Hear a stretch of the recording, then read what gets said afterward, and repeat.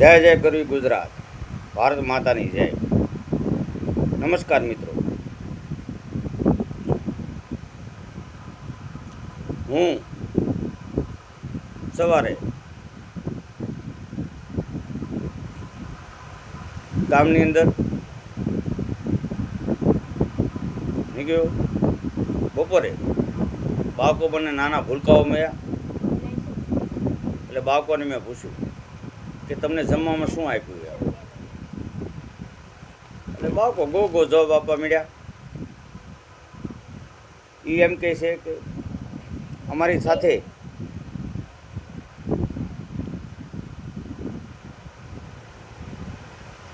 ભેદભાવ જેવું વર્તન થાય છે. બાળકોને પૂરું જમવાનું મળતું નથી.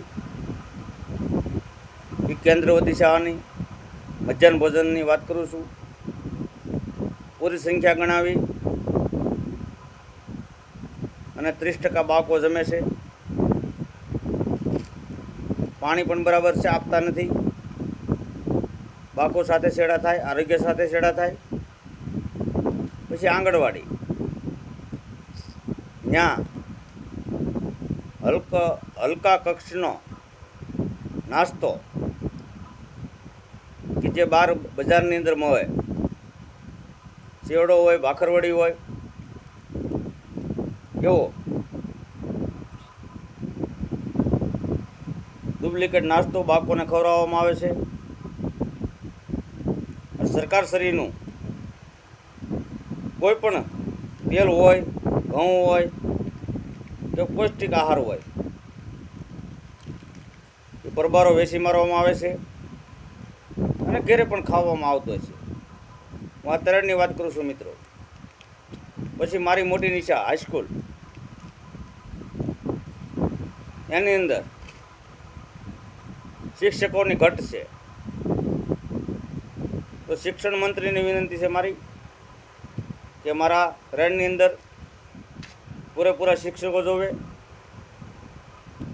અમારી હાઈસ્કૂલની અંદર ભ્રષ્ટાચાર થયેલો છે. બાળકો માથે સિમેન્ટના ગાબડા પડે છે.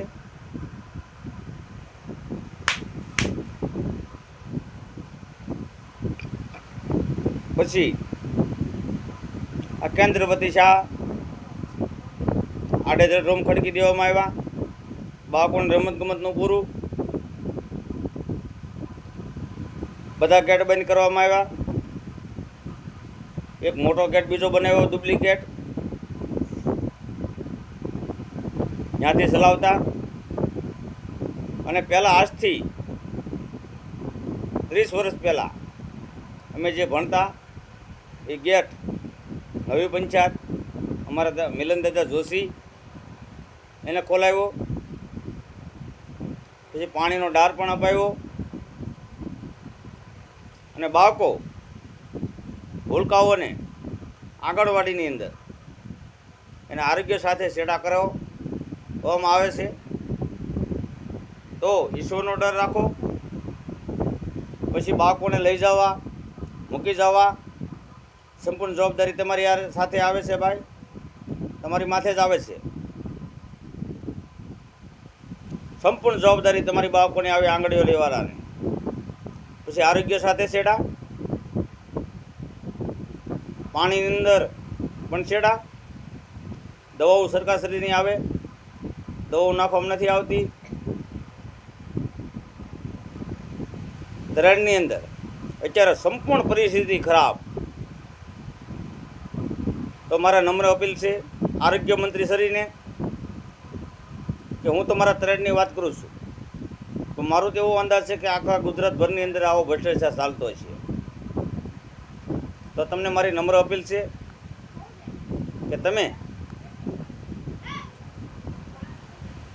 આની પૂરેપૂરી તપાસ કરાવો અને જે ગુનેગાર હોય એનું કાયદાકીય રીતે જે થતું હોય એ વિધિ કરાવી અને જેલ ભેગા કરો. હું વિકે સિસોદિયા, યુટ્યુબર, પત્રકાર છું. મારી આ વેદના છે કે આવું કેવી રીતે ચલાવી લે, એટલે કોઈને કોઈ પૂછતું નથી. સૌની રીતે બહુ મનમાની બધા કરે છે. મારા તરડની પરિસ્થિતિ અત્યાર સુધીની હાવ ખરાબ છે. હવે નવી પંચાયત પાસે માટે મારી મોટી અપેક્ષા છે કે તરડની હાલત સુધરે. ગ્રામની એટલે તરડના નેતા જે છે અમુક ડુપ્લિકેટ નેતા કહેવાતા ભટ્ટાચારી, કે કેટલા મંદિરોમાં હોય કે ગમે એમાં હોય, ગમે ત્યાં પૈસા ખાઈ જવાના.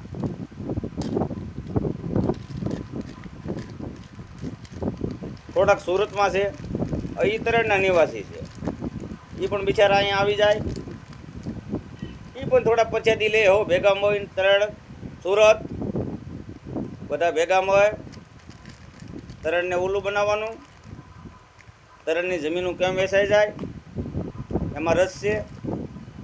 પછી કોઈ ગરીબ ઇન્સાન વાતમાં હોય, નાનો ધંધારથી હોય, તો એને ખેડવી મૂકવાનો, એને ધાક ધમકી દેવાની, એને ગુંડો સાબિત કરવાનો, અને એની સાથે કાયદાકીય રીતે ખોટા કેસ કરવા, હેરાન પરેશાન ગામની અંદર કરવા, કોલા વેચાય, દારૂ વેચાય અને કરોડોનો ભ્રષ્ટાચાર કરે, એને કાંઈ નહીં. તો મારા ગૃહમંત્રી અમિત શાહ સાહેબ,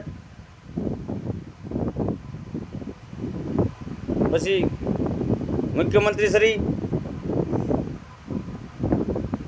ગુજરાત સરકાર, બધાને નમ્ર અપીલ છે કે ભ્રષ્ટાચારમાં ભરડામાં આપણું પૂરું ગુજરાત આવી ગયું છે, તો ગુજરાતને બસાવી લેવામાં આવે એવું મારું ગૃહમંત્રી અમિત શાહ સાહેબને વિનંતી છે. કારણ કે મોદી સાહેબ